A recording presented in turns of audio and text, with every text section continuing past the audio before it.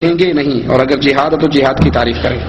صحیح مسلم میں رسول اللہ صلی اللہ علیہ وسلم کی حدیث موجود ہے، ایک شخص نے آ کر سوال کیا، ایک شخص مال کے لیے لڑتا ہے، ایک شخص قوم قبیلے کے لیے لڑتا ہے، ایک شخص وطن کے لیے لڑتا ہے۔ من قاتل فی سبیل اللہ، اللہ کے راستے میں مجاہد قتال کون کر رہا ہے؟ تو رسول اللہ صلی اللہ علیہ وسلم نے اصول سمجھایا، یہ اصول ہر جگہ پہ فٹ کر لو، ٹھیک ہے؟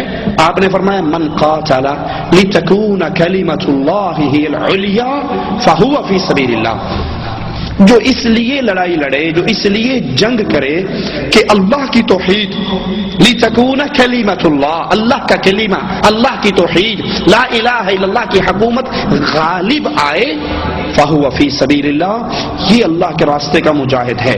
اور اس کے علاوہ کوئی وطن کی آزادی کے لیے لڑتا ہے، کوئی قوم اور قبیلے کے لیے لڑتا ہے، مال اور دولت کے لیے لڑتا ہے، تو وہ جہاد فی سبیل اللہ نہیں ہے۔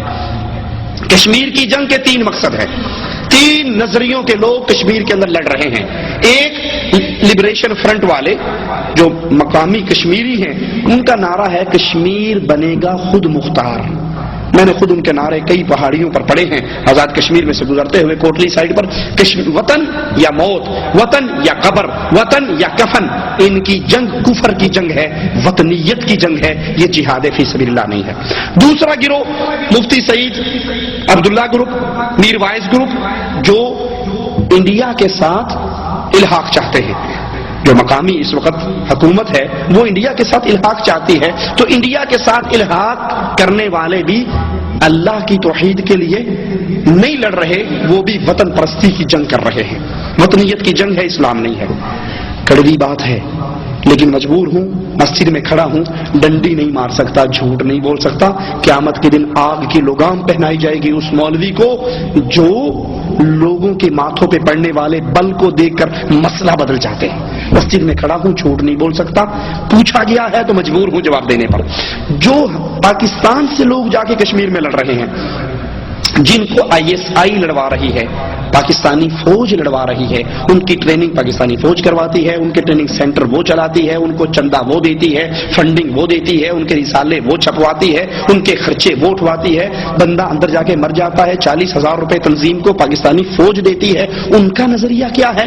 کشمیر بنے گا، بولو، کوئی پاکستانی نہیں بیٹھا یہاں پر، کشمیر بنے گا، کشمیر بنے گا پاکستان۔ تو کشمیر بنے گا پاکستان کس چیز کے لیے لڑ رہے ہیں؟ پاکستان کے لیے۔ تو وطن کی جنگ ہے، اسلام نہیں ہے، توحید نہیں ہے، کفر کی جنگ ہے، وطنیت کی جنگ ہے۔ ٹھیک ہے، میری بات کڑوی ہے لیکن معاف کر دینا، چندہ لینے نہیں آیا، دوبارہ نہ بلانا، نہیں آؤں گا، ناراض ہو جاؤ گے تو۔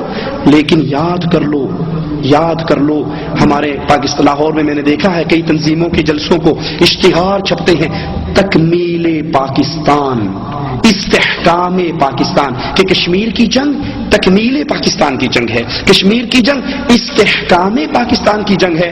ایک مولوی صاحب بہت بڑے ہیں، میں نام نہیں لیتا، ان کی تقریر سن رہا، وہ کہنے لگے تم نہیں سمجھتے پاکستانیوں، اگر انڈیا کشمیر میں جیت جاتا ہے تو پھر اگلا اٹیک پاکستان پر ہوگا۔ ٹھیک ہے، یہ کشمیر کی جنگ پاکستان کے پانیوں کی جنگ ہے، پاکستان کا پانی روک لے گا انڈیا ہند میں، کشمیر میں۔ تو یہ سارے نعرے وطنیت کے نعرے ہیں، یہ لا الہ الا اللہ کے نعرے نہیں ہیں، یہ توحید کے نعرے نہیں ہیں۔ اور جو لاہور سے اٹھ کر سری نگر میں لڑنے کے لیے جا رہا ہے اور وہ کہتا ہے میں تو توحید کے لیے لڑ رہا ہوں، تو اس کو پوچھو تجھے لاہور میں حجویری کا دربار نظر نہیں آتا؟ تجھے لاہور میں گھوڑے شاہ کا دربار نظر نہیں آتا؟ لاہور میں پھیلتا ہوا شرک اور کفر نظر نہیں آتا؟ اپنے گھر میں آگ لگی ہے، کسی کی جھوپڑی کی آگ بجھانے جا رہا۔ ٹھیک ہے، تو جنگ ہوتی ہے لا الہ الا اللہ کے لیے جو لڑی جائے، وہ توحید کی جنگ ہے۔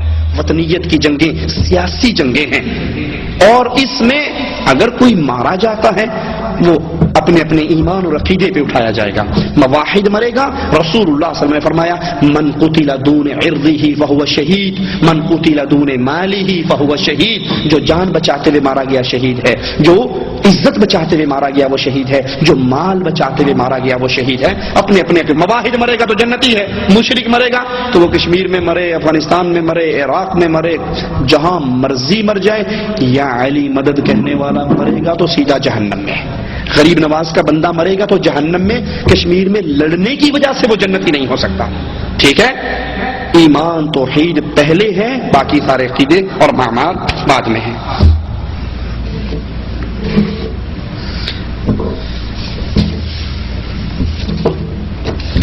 یہ بھائی سفید کاغذ